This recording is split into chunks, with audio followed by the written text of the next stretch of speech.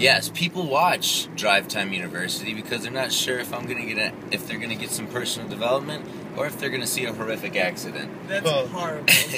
That's not good. So welcome to another special edition of Drive Time University. We're here with Body Beast creator Sagi Kalev. Is that pronounced right? Kalev. And superstar, top 10 elite coach for like ever, Barbie Decker. Yay!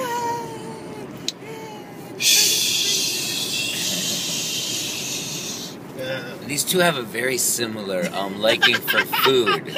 They both like their salmon first because it's salty. Right. Anywho, we're coming back from a personal development class from Tony Robbins. So I just want, and this is the second time I've done the class, so I'm a big fan, but I just wanted to get some feedback from the two of you superstars as to what you thought about the class. So, Freedom! You want freedom? You thought about the class freedom. what did you think, Barb? It was amazing. Well, I admire and appreciate the fact that it was really amazing. The songs were pretty cool. But what did it add to you? If you had to summarize, like, what you get out of it, I or knew you were going to coach me. See, this is why you're such an amazing coach, because you're able to pull the get out of here. Flattery gets you everywhere. It does. But if you, like, summarized in a sentence, like, what's the purpose of this class? To ask the right questions. Ooh, Sagi, yes. I think that's and to respond the positive way. I think that's a very important point, and it's each of us, has infinite capacities with our mind, and the problem is that maybe we don't always challenge it the best. And so this class is called Date with Destiny, and you spend a week focusing on the things that you really want to create in your life, getting away from the old stories and creating new stories in your life to empower you. And in doing that, the only way that you can do it, I mean, Tony could sit up there on stage and say, here's what you need to do in your life to be amazing and great. But that would only work for him because you don't necessarily want the same things that he wants. So he designs this life plan for you going forward, which he calls, encountering your destiny, or a date with reaching your destiny. And the way that you get there is just through a series of questions. So this is kind of a topic from my chapter in my book, which is just the way to get what you're really looking for is just ask yourself tougher questions. It's not that we don't know the answers, it's that we don't ask the tough questions. So how do you feel about that, Barb? Did you find that true for your experience here? For me in particular, I just wasn't asking the right questions. Going back to your question of what it was that I got, I wasn't aware of some of my old patterns and values and beliefs and the rules that I had made up in my mind of what would give me happiness, what would, make me feel a certain way, not enough. And what I realized was that from asking all these questions was that I was operating from a need to be significant as opposed to operating from my need to love people and to spread love and to connect with people. So just making that one shift, so everything that I do comes from a place of love and not from a place of needing to feel important or better than other people. That transformation alone is going to change my entire life. So I'm so excited about that. That was really a major thing for me. I mean, imagine connecting with someone each and every time and saying, how can I give to someone else? And not, what can I get from this situation? And I think when you operate from significance, that's the question that you are asking. What can I get? What more do I have to do in order to be worthy? So that was just one of the lessons. That's awesome, and I think anybody who's a regular watcher of some of these videos will see some common themes. I always talk about the 6 human needs, and I mentioned the word significance and certainty a lot, so now that you've seen Barb and Sagi go through it, you're going to find, them tapping into some of these same terminologies that I talk about. And the other thing I want to say for Barbara is that one of the days is specifically focused on relationships and the dynamics necessary to keep relationships interesting and exciting and, help you appeal more to the opposite sex. And in a 24-hour period. You know, Barb is a very strong woman, and a lot of people would even say to the point, you know, masculine in many ways, and that's fine. We both have masculine and feminine within us, but it was even a 12-hour period, like almost overnight. Everybody said it. Yeah, like she completely went from like this masculine kind of let's go, get it all done to like A pussycat. this, well, a pussycat. A pussycat. But a really soft, gentle woman that would allow a strong man to help her.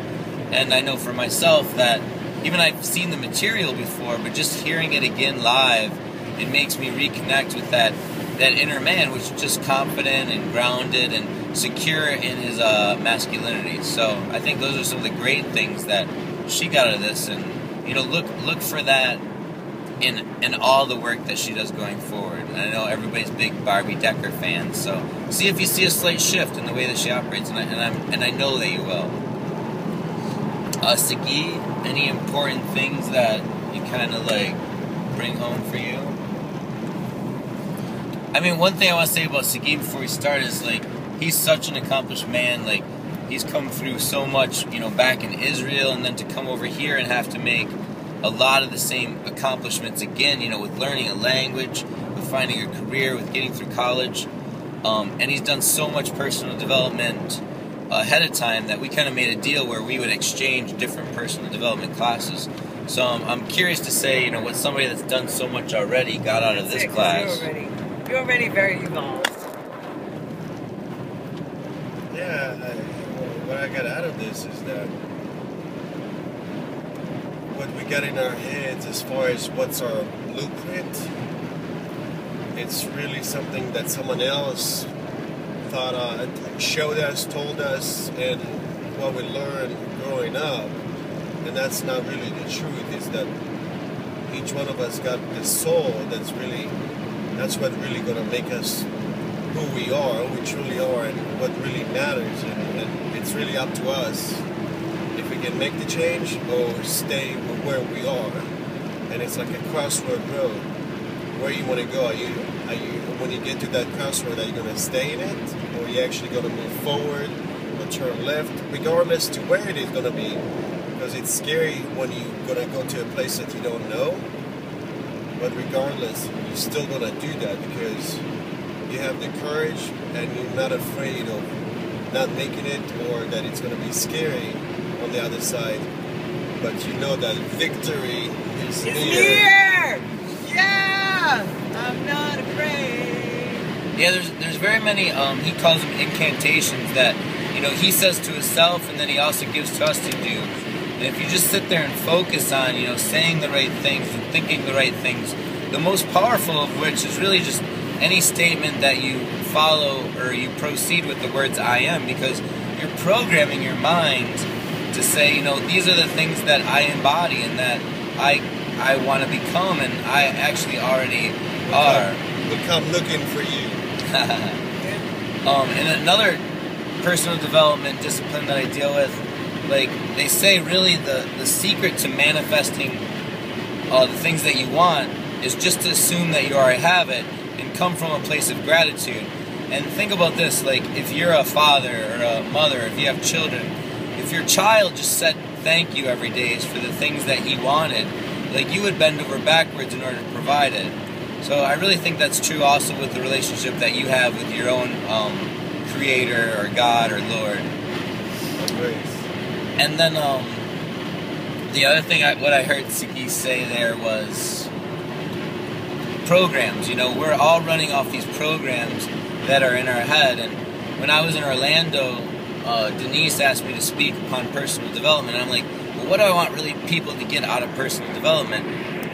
And the thing that came up to me the most was really just, we're riding off these programs, like he says, that may have been created, the majority, by the time you're 12 years old. So you might have learned a program when you're 12 or 5 even, you know, not to touch the stove because you burned your hand. And that served you as a 5-year-old. But now if you're running off to college and you have to cook for yourself, you're going to have to become comfortable with touching the stove now, or otherwise you're going to starve. Or eat a lot of macaroni and cheese like I did. But the question that I posed in Orlando is like, when is the last time, and I don't care if you use IBM or Apple, when's the last time you upgraded some of the software on your computer that makes the computer run? And I asked people to raise their hand, have you done it in the last 6 months? And a lot of people raised their hand. Everybody raised their hand. Have you done it in the last month? You know, half the room still raising their hand. I'm like, how many people have updated the software in the last week? And you know, and a quarter of the room is still raising their hand. They updated their software in their computer in the last week. And I'm like, how many of people in the room have ever upgraded the software in their head? And there was like maybe 2 hands, you know, that thought about the programs they're running on. So if you think about it from that aspect, why would your brain be any different than the computer you're using every day? So it's definitely something we want to consider. And I just want to say, you know, thanks for everybody that came out this weekend. I had a big support structure there. A lot of the friends from Tony Robbins, a lot of the friends from Beachbody. I was going to say Beast Body. Beast Body. But I just really felt supported and important, and it was really cool to, when you bring other people to the personal development things that mean so much to you, what you're really doing is saying, I entrust you to be part of my inner circle, and as, you know, you grow individually, we grow as a whole, and so the mastermind group gets smarter, and all the people that go to help and support you in life get stronger. So I was really grateful. Thank you, everybody. Oh, I love you, Jason. I was just telling Jason this morning, I wasn't able to attend last year, and Jason has already been through Date with Destiny, and seeing the man that he has become this past year, the shift in him has been so huge. I mean, he's one of my very, very, very best friends in the world, and I know, you're just so much more open, loving, kind, and I've seen that with your business, just in life in general. And so knowing the transformation that you made this year made me want to play full out, come here and play full out. And I just love that I'm a part of your life.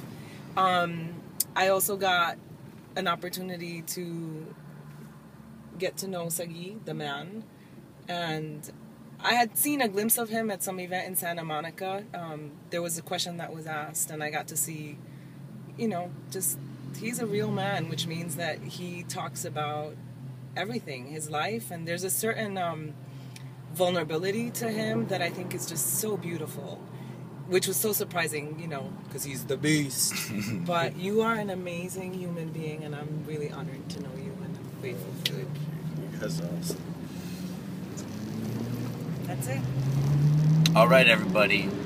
I usually end the videos with the key phrase, but instead of saying peace out, let's say beast out. Beast out! Beast out. Bye, everybody.